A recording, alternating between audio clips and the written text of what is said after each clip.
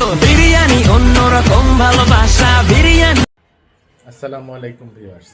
হঠাৎ কলিগরা বললো আজকে তারা তিহারি খাবে, আসুন তৈরি করে ফেলি ঝটপট তিহারি।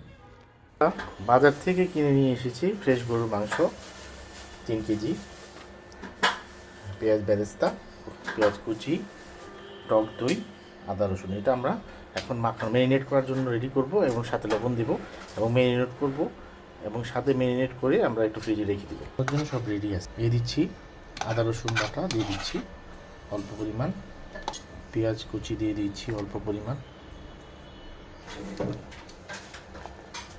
এখন টক দই দিয়ে দিচ্ছি পরিমাণ মতো। এখন আমরা এটা মাখিয়ে নিচ্ছি ভালো করে আমরা নেড়ে চেড়ে পুরো সব দিকে মাখিয়ে নেব। কিছু এলাচ দারচিনি দিয়ে দিচ্ছি, সাথে একটা স্টার এনিস দিয়ে দিচ্ছি, কিছু বেরেস্তা করে রাখা পেঁয়াজ দিয়ে দিচ্ছি,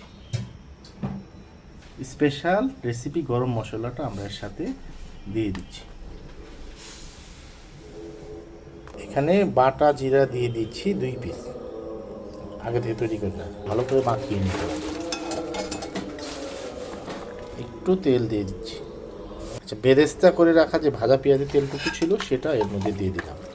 এখন আমরা এটা ভালো করে ম্যারিনেট করে নিব, নাড়িয়ে চাড়িয়ে ভালো করে ম্যারিনেট করে মাখিয়ে নিতে হবে। আমরা 30 মিনিট পরে ম্যারিনেট করা মাংসটা ফ্রিজ থেকে বের করে নিয়ে এসেছি। এটা আপনি 30 মিনিট থেকে 1 ঘন্টা ম্যারিনেট করে এভাবে ফ্রিজে রেখে দেবেন নর্মাল। আমরা এখন সেই ম্যারিনেট করা মাংসটা এটা পাত্রে ঢেলে একটু কিছু সময় রান্না করে নেব। সিদ্ধ হওয়ার আগ পর্যন্ত সেই রান্নাটা চালিয়ে যেতে হবে। একটা ভোলে 3 কেজি পরিমাণ চাল নিয়ে এটা আমরা ভালোভাবে ধুয়ে নিব এবং ভিজিয়ে রাখবো কিছুক্ষণ সময়, 1 ঘন্টা পর্যন্ত সময় ভিজিয়ে রাখতে হবে। চালটা ধুয়ো করে 1 ঘন্টা সময় পর্যন্ত ভিজিয়ে রাখতে হবে। মাংসটা এখন অনেকটা সিদ্ধ হয়ে আসছে। এখন আমরা দিব বাদাম বাটা, টমেটো সস,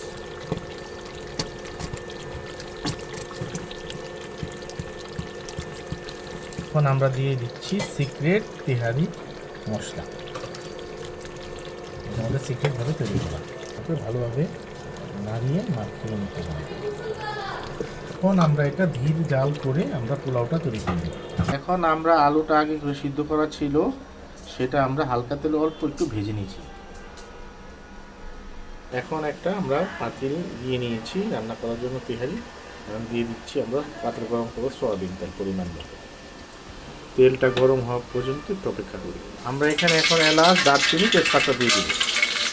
এখন আমরা এখানে পেঁয়াজ দিয়ে দিচ্ছি, কুচি করে কেটে রাখি।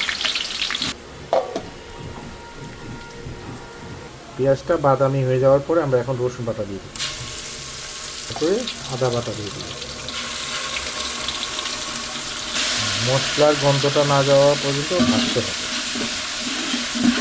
এই পর্যায়ে আমরা এখন চালটা দিয়ে দিই। আমাদের তিহারিতে এখন আমরা 3 কেজি চাল দিয়েছি এখানে আমাদের 2.5 কেজি গরুর মাংস আর 3 কেজি চাল। মশলার সাথে চাউলটাকে ভালো করে নাড়িয়ে মিশিয়ে নিতে হবে। আমি এখানে ভেজে দিচ্ছি, অনেকে আগে এই পানি বলকে পানিটা আমি ভেজে তারপরে দেবো, কারণ ছাড়টা তাহলে একটু বেশি হবে। পানি আগে সিদ্ধ করে রেখেছি, এখন এই পর্যায়ে আমি চালের মধ্যে পানি দিয়ে দিই। এখন আমরা এখানে 5 কেজি চালে 5 লিটার পানি দিব। আমরা 4.5 লিটার পানি দিয়েছি, 5 লিটার দিইনি। এখন সামান্য পরিমাণ লবণ দিয়ে দিচ্ছি। গুঁড়া দুধ আমরা পানিতে গুলিয়ে নিচ্ছি। এখন আমরা নাড়াচাড়া দিয়ে ঢেকে দিচ্ছি।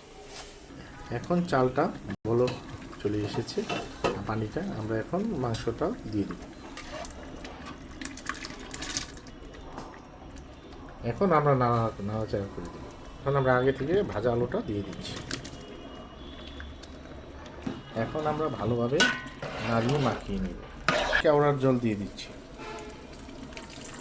আমাদের এখনো মাখানো শেষ। এখন আমরা এটা ঢাকা দিয়ে 20 মিনিট রেখে দিব। আমরা ঢাকনা উঠিয়ে দেখে নিব কেমন। তারপরে দিয়ে দিব ছিটিয়ে বেরেস্তাটা। এখন আমরা ঘি দিয়ে দিচ্ছি। এখন ঘিটা দিয়ে আমরা নাড়াচাড়া দিয়ে লাস্টে এটা শেষ করে দিচ্ছি। এবং শেষ পর্যায়ে এসে বেরেস্তাটা ছিটিয়ে দিব বেরেস্তা। এখন আমরা কিছু কাঁচামরিচ দিয়ে দিচ্ছি। তৈরি হয়ে গেছে সুস্বাদু স্বাদে তৈরি। এখন খেয়ে দেখার পালা।